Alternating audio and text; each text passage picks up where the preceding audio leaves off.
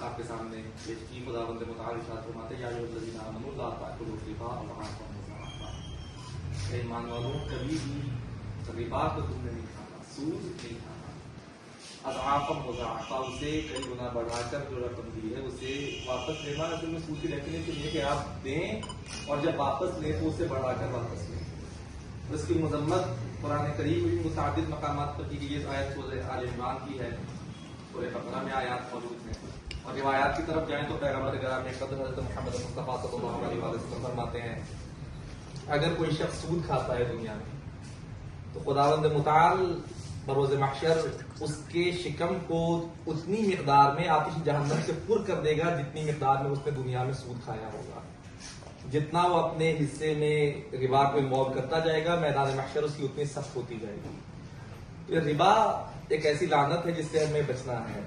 اور ہمارا